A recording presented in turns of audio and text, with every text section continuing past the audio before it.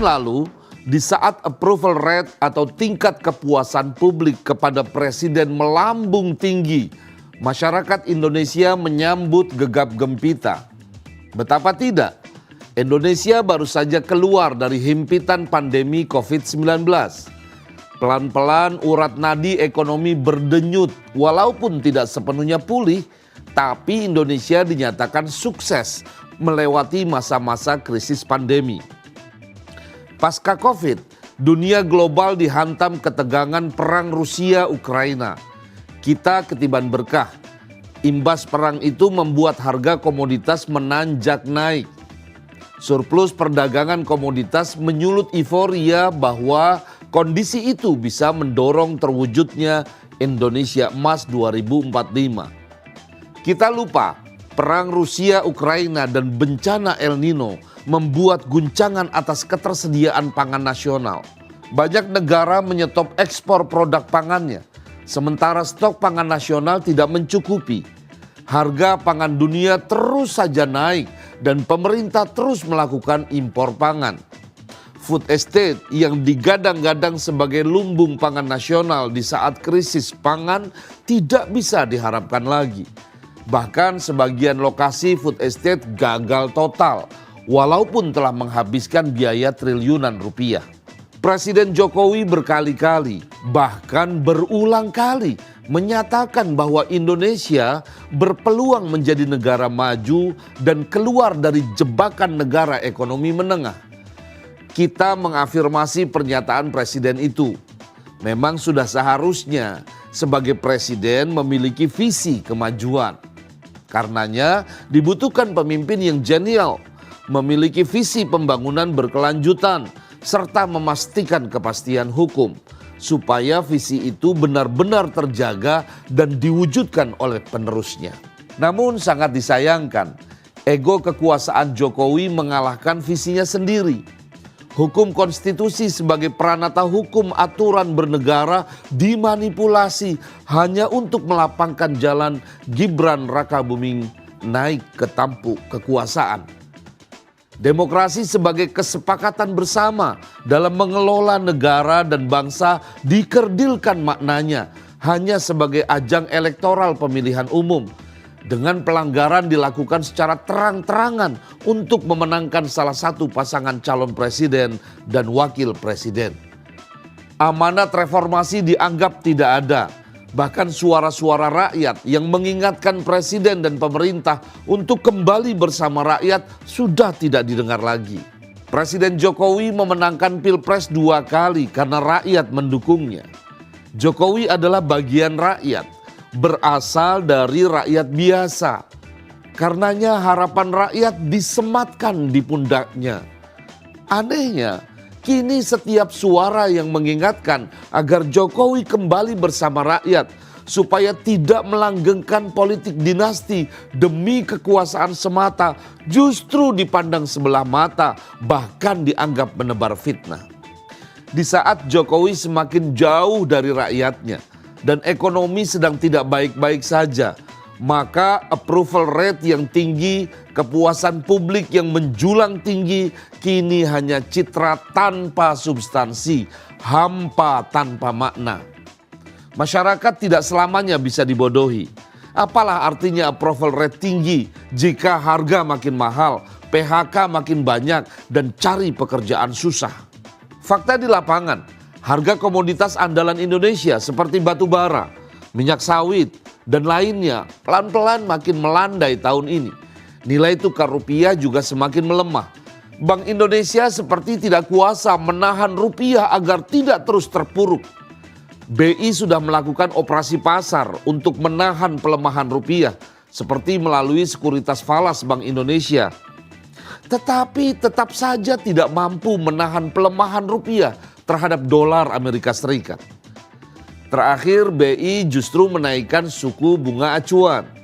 Namun juga tidak banyak membantu karena di Amerika Serikat sana otoritas keuangan sentral atau the Federal juga menaikkan suku bunga.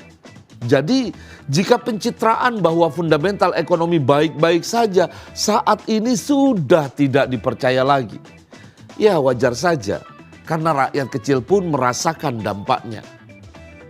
Kita pernah optimis, problem ekonomi semacam ini hanya bisa ditangani oleh pemimpin yang berani dan memiliki visi kemajuan untuk membenahi kerusakan-kerusakan yang ada. Stabilitas politik dan kepastian hukum menjadi kunci utama. Tapi sayang, Jokowi melupakan pemimpin berani itu. Dia lebih condong kepada calon presiden tanpa visi dan calon wakil presiden tanpa pengalaman. Sekali lagi, Jokowi sudah kalah dengan dirinya sendiri.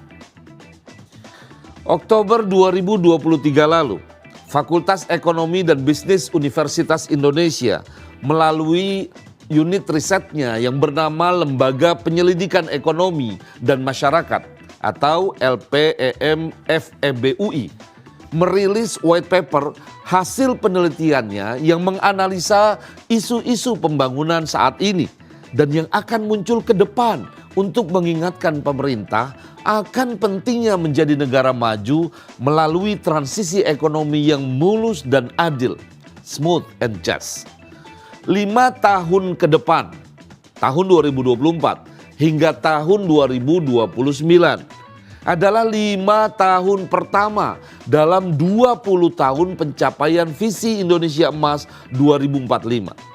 Membawa Indonesia dengan 278 juta penduduk menuju negara maju tidaklah mudah jika pemerintah tidak benar-benar memiliki visi kemajuan ini. Transisi demografi, transisi digital, transisi energi, dan fragmentasi global menambah kompleksitas dalam perencanaan pembangunan. Melalui makalah berjudul Menavigasi Jalan Indonesia Menuju 2045, Kesetaraan dan Mobilitas Ekonomi, LPEM FEBUI menyebutkan Presiden Jokowi melupakan kelompok ekonomi menengah yang terjepit dalam ketidakpastian ekonomi.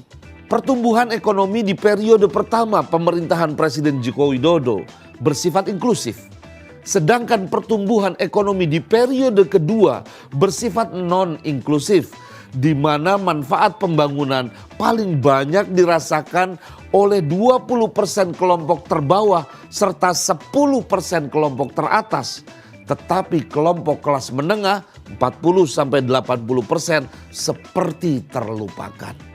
Untuk mewujudkan Indonesia Emas 2045, prasyaratnya yang paling utama adalah semakin menguatnya kelompok menengah. Jika tidak, justru akan menimbulkan Indonesia cemas. Pemerintah harus fokus pada pengembangan kelas menengah yang kuat dan inovatif, karena mereka adalah motor utama pembangunan jangka panjang. Daripada pemerintah fokus pada obsesi menjadi negara berpendapatan tinggi, sebaiknya pemerintah fokus untuk mengentaskan kemiskinan, menurunkan ketimpangan, mendorong kesetaraan kesempatan, dan membangun kelas menengah yang kuat dan inovatif.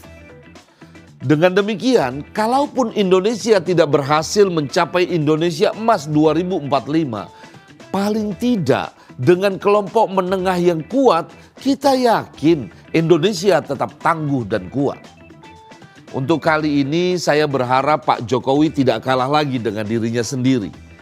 Masa depan bangsa ini bukan sekedar kekuasaan demi keluarga atau melanggengkan politik dinasti.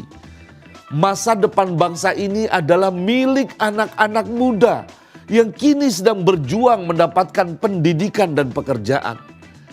Yang hari ini orang tua mereka berjibaku dengan harga yang makin mahal, ancaman PHK, dan ekonomi yang makin susah. 5 tahun ke depan, 2024 sampai 2029 adalah momentumnya.